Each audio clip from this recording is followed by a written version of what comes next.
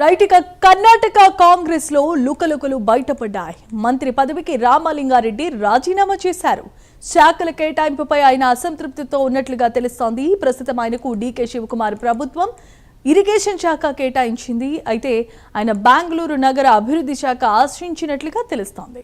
Siddaramaiah cabinet లో ఆయన రవాణా శాఖ మంత్రిగా పనిచేశారు.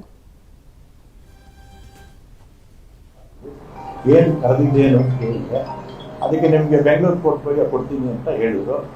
ಅಡ್ಡಕನ ಫೋನ್ ಹೇಳಿದ್ರೆ ಸಾಕಾಗಿ ಯಾಕೆ ಕರೆದಿದೆ ಅಂತ ಹೇಳಿ ನಾನು ಸಿದ್ದರಾಮಯ್ಯ ಭೇಟಿನೂ ಮಾಡಲಿಲ್ಲ. ಅವರು ಬೆಂಗಳೂರು ಪೋರ್ಟ್ಫೋಲಿಯೋ ಕೊಡ್ತೀನಿ ನಾನು ಬಂದ್ಬಿಟ್ಟು ನಾನೇನು ಕೇಳಿರಲಿಲ್ಲ. ಪೋರ್ಟ್ಫೋಲಿಯೋ ಕೊಡಿ ಅಂತ ನಾನು ಸಿದ್ದರಾಮಯ್ಯನವ್ರಿಗೂ ಕೇಳಿಲ್ಲ.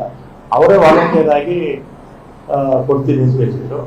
ಆಮೇಲೆ 25ಕ್ಕೆ ಅನೌನ್ಸ್ ಆಯಿತು ಪೋರ್ಟ್ಫೋಲಿಯೋ. ನಾನೇ ಮತ್ತೆ ಟ್ರಾನ್ಸ್ಪೋರ್ಟ್ಗೆ ಹಾಕ್ಬಿಟ್ಟಿದ್ದೆ. ಆಮೇಲೆ ನಾನು ಫೋನ್ ಮಾಡಿದೆ, ಸುರೇಶ್ಗೆ ಫೋನ್ ಮಾಡಿದೆ. ಅವರಿಬ್ಬರು ಜೊತೆ ಕಾರಲ್ಲಿ ಹೋಗ್ತಾ ಇದ್ರು. ಯಾಕೆ ಈಗ ಆಯಿತು ಅಂತ ಹೇಳಿದೆ. ಬೇರೆ ಬೇರೆ ಕಾರಣದಿಂದ ಇದು ಬದಲಾವಣೆ ಆಗೋಯಿತು ಅಂತ ಹೇಳಿದ್ರು.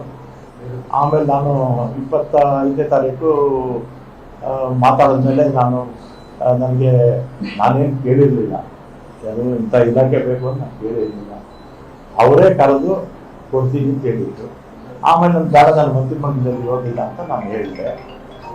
ಆಮೇಲೆ ನಮ್ಮ ಈಗಿನ ಮುಖ್ಯಮಂತ್ರಿಗಳು ಯಾರು ನಮ್ಮ ಶಿವಕುಮಾರ್ ಅವರು ಮತ್ತು ಅವರ ಸಹೋದರ ಡಿ.ಕೆ. ಸುರೇಶ್ ಇವರೆಲ್ಲ ನಮ್ಮ ಮನೆಗೆ ಬಂದು 2.5 ವರ್ಷ ಆದಮೇಲೆ ನಾನೇ ಚೀಫ್ ಮಿನಿಸ್ಟರ್ ಆಗ್ತೀನಿ, ಆಗ ನಿಮಗೆ ಈ ಪೋರ್ಟ್ಫೋಲಿಯೋ ಬಿಟ್ಕೊಡ್ತೀನಪ್ಪ ಅಂತ ನಾನು ಸಾಯಂಕಾಲ 4 ಗಂಟೆವರೆಗೂ ಇದ್ರು ನಮ್ಮ ಮನೆಯಲ್ಲಿ. ಅಲ್ಲೇನಪ್ಪ, ಸಂಜೆ 4 ಗಂಟೆವರೆಗೂ ನಮ್ಮ ಮನೆಯಲ್ಲಿ ಇದ್ರು. ನೀವು ಮಾಧ್ಯಮದವರೆಲ್ಲ ಇದ್ರಿ, ಅವತ್ತು ಎಲ್ಲ ನಮ್ಮ ಮನೆ ಮುಂದೆನೇ ಇದ್ರು.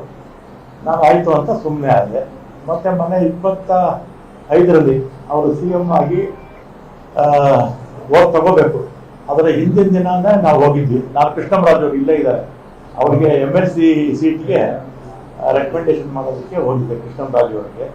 ಆಮೇಲೆ ಕೃಷ್ಣರಾಜ್ ಅವರು ಅವ್ರ ವಿಚಾರ ಮುಗಿದ ಮೇಲೆ ನಾವಿಬ್ಬರೇ ಪರ್ಸನಲ್ ಆಗಿ ಕೂತಿದ್ದಾಗ ನಾನೇನು ಇವ್ರನ್ನೂ ಯಾರು ಶಿವಕುಮಾರ್ ಅವ್ರನ್ನೂ ಕೂಡ ನಾನು ಮಂತ್ರಿ ಮಾಡ್ಕೊಡಿ ಅಂತ ಕೇಳಲಿಲ್ಲ, ಅಥವಾ ಸಿದ್ದರಾಮಯ್ಯ ಅವ್ರ ಹತ್ರ ಹೋಗಿ ನನ್ನ ಮಂತ್ರಿ ಮಂಡಳಿ ಸೇರಿಸಿ ಅಂತ ಕೇಳಲಿಲ್ಲ, ಅಥವಾ ಹೈಕಮಾಂಡ್ಗೆ ಹೋಗಿ ನನ್ನ ಮಂತ್ರಿ ಮಾಡಿ ಅಂತ ನಾನೇನು ಕೇಳಿರಲಿಲ್ಲ. ಮಾಡಿದ್ದಾರೆ, ಸಂತೋಷ. ಮತ್ತೆ ಅವತ್ತೇ ಶಿವಕುಮಾರ್ ಬೆಂಗಳೂರು ಪೋರ್ಟ್ಫೋಲಿಯೋ ನಿಮಗೆ ಕೊಡ್ತೀನಪ್ಪ ಅಂತ ಹೇಳಿದ್ರು. ಆಯಿತು ಅಂತ ಬಂದೆ. ನಾನು ಅದನ್ನು ಕೇಳಿರಲಿಲ್ಲ, ಅವರೇ ವಾಲಂಟಿಯರ್ ಆಗಿ ಹೇಳಿದ್ರು. ಆಮೇಲೆ ನೋಡಿದ್ರೆ ಈಗ ಜನಸಂಪರ್ಕ ಕೊಟ್ಟಿದ್ದಾರೆ. ನಾನು 2 ಬಾರಿ ಕೂಡ ಅವರೇ ಕರೆದು ಕೊಡ್ತೀವಿ ಅಂತ ಹೇಳಿ ಆಮೇಲೆ ಬೇರೆಯವ್ರಿಗೆ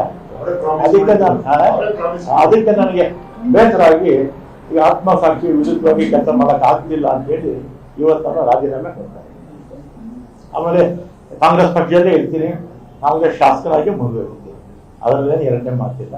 ಮಾತಾಡಿದ್ವಿ, ಏನು ಕರೆದಿದ್ದೇನು ಅಂತ ಹೇಳಿದ್ರೆ ಅದಕ್ಕೆ ನಿಮಗೆ ಬೆಂಗಳೂರು ಪೋರ್ಟ್ಫೋಲಿಯೋ ಕೊಡ್ತೀನಿ ಅಂತ ಹೇಳಿದ್ರು. ಅಡ್ಡಕನ ಫೋನ್ ಹೇಳಿದ್ರೆ ಸಾಕಾಗಿ ಯಾಕೆ ಕರೆದಿದೆ ಅಂತ ಹೇಳಿ ನಾನು ಸಿದ್ದರಾಮಯ್ಯ ಭೇಟಿನೂ ಮಾಡಲಿಲ್ಲ. ಅವರು ಬೆಂಗಳೂರು ಪೋರ್ಟ್ಫೋಲಿಯೋ ಕೊಡ್ತೀನಿ. రైట్ ఇక విజువల్స్ లో చూస్తున్నాం. కర్ణాటక కాంగ్రెస్ లో అప్పుడే లుకలుకలు బయటపడ్డాయి. మంత్రి పదవికి రామలింగారెడ్డి రాజీనామా చేయడంతో శాఖల కేటాయింపుపై ఆయన అసంతృప్తితో ఉన్నట్లుగా ప్రముఖంగా తెలుస్తోంది. ప్రస్తుతం ఆయనకు డీకే శివకుమార్ ప్రభుత్వం ఇరిగేషన్ శాఖను కేటాయించిన సంగతి తెలిసిందే. అయితే ఆయన బెంగళూరు నగర అభివృద్ధి శాఖ ఆశ్రయించారట. సిద్ధరామయ్య కేబినెట్ లో ఆయన రవాణా శాఖ మంత్రిగా పనిచేసిన అనుభవం కూడా ఉంది. ఇదే అంశానికి సంబంధించిన మరిన్ని వివరాలను మా నేషనల్ బ్యూరో చీఫ్ కళ అందిస్తారు. కళ, చెప్పండి. దాదాపు కర్ణాటక ప్రభుత్వం ఏర్పాటు చేసి ప్రమాణ స్వీకారం చేసి 24 గంటలు కాకుండా ముందుగానే కాంగ్రెస్ లో అంతర్గత పోరు అనుకోవచ్చు, అంతర్గత లుకలుకలు ప్రారంభమైందని చెప్పవచ్చు. దాదాపు నిన్న రాత్రి దాదాపు 9 గంటల సమయంలో, అంటే నిన్న 4 గంటలకు ప్రమాణ స్వీకారం చేసిన తర్వాత ఆయా మంత్రులకు శాఖలను కేటాయించినటువంటిది. దాదాపు దీనికి సంబంధించినటువంటిది రామలింగారెడ్డి చాలా సీనియర్ నేత. గతంలో ఈయన ఇప్పటి వరకు కూడా 8 సార్లు కూడా ఎమ్మెల్యేగా గెలిచి దాదాపు మంత్రి పదవిని కూడా అటు గత ప్రభుత్వాలు కూడా పిలిచి ఇచ్చినటువంటిది. ఆయనకు అంత గౌరవం ఉన్నటువంటి వ్యక్తి. ముఖ్యంగా ఇటు రామలింగారెడ్డికి సంబంధించినటువంటిది ఇప్పుడు కేబినెట్ లో జలవనరుల శాఖని కేటాయించడం జరిగింది. ఇప్పుడు డీకే శివకుమార్ ముఖ్యమంత్రి వర్గం. అయితే ఇక్కడ కేటాయించడంతో ఈయన దాదాపు కొంతసేపటి క్రితంగా కూడా కొంత కీలక వ్యాఖ్యలు చేయడం జరిగింది. ఏదైతే డీకే శివకుమార్తో నాకు ఉండేటటువంటి ఒక ఒప్పందం కుదిరింది, నాకు అంటే కేంద్ర పట్టణాభివృద్ధి శాఖ కేటాయించాలన్నటువంటిది ప్రధానమైనటువంటి డిమాండ్ కోరడమైంది. ఇందులో భాగంగానే తనకు ఆ శాఖ కాకుండా ఇటు జలవనరుల శాఖను కేటాయించడము అన్నది కొంత అంటే నాకు పట్టణాభివృద్ధికి శాఖకు అందినటువంటి ఫిర్యాదుల మేరకే నేను ఆ శాఖను కోరడం జరిగింది.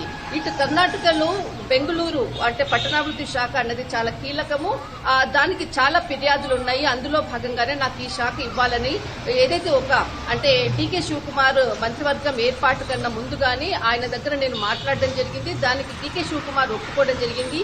తీరా ఇప్పుడు తనకు జలవనరుల శాఖ కేటాయించడము ఇది సరైనది కాదు, అందుకే నేను రాజీనామా అంటూ కూడా ఇక్కడ ప్రత్యేకంగా ప్రెస్ మీట్ వేదికగా ఇటు విలేకరులతో చెప్పినటువంటిది. ఇప్పుడు ఏదైతే జలవనరుల శాఖకు సంబంధించింది కాకుండా ఇప్పుడు ప్రజెంట్ ఏదైతే కేబినెట్ లో ఉండేటటువంటిది ఇటు పట్టణాభివృద్ధి శాఖకు మనకు భైరగౌడకు అంటే కృష్ణ భైరగౌడకు ఈయన ఎమ్మెల్యేకు కేటాయించడం జరిగింది. గతంలో అంటే ఏదైతే సిద్దిరామయ్యకు సంబంధించినటువంటి దాంట్లో కూడా మంత్రిగా కూడా పనిచేయడం జరిగింది ఇతడు. అప్పుడు మనకు హిందూ మత దేవాలయాలకు సంబంధించినటువంటిది ఇటు టెంపుల్ కు సంబంధించినటువంటి కేబినెట్ అంటే మంత్రిగా పనిచేయడం జరిగింది. ఇప్పుడు తను ఏదైతే ప్రిఫర్ చేసినటువంటి శాఖ కాకుండా వేరే శాఖ ఇవ్వడంతో ఇటు డీకే శివకుమార్ కి అంటే ముఖ్యమంత్రితో కూడా చర్చించాను, కానీ నాకు ఇలా ఇవ్వడం అన్నది కూడా నాకు అంటే ఇష్టం లేని శాఖలో పని చేయడం నాకు ఇష్టం అంటే సరైనటువంటిది కాదు, నేను న్యాయం చేయలేనంటూ నేను అధికార హోదాతో ఈ పని చేయట్లేదు, కానీ బెంగళూరు పట్టణాభివృద్ధి శాఖకు నేను పట్టణానికి చాలా సేవ చేయాలి, దానిలో భాగంగానే నేను ఇది కోరుతున్నాను అంటూ కూడా చాలా క్లియర్ గా ఒక ప్రెస్ వేదికగా మీడియా ముఖంగా చెప్పడం జరిగింది.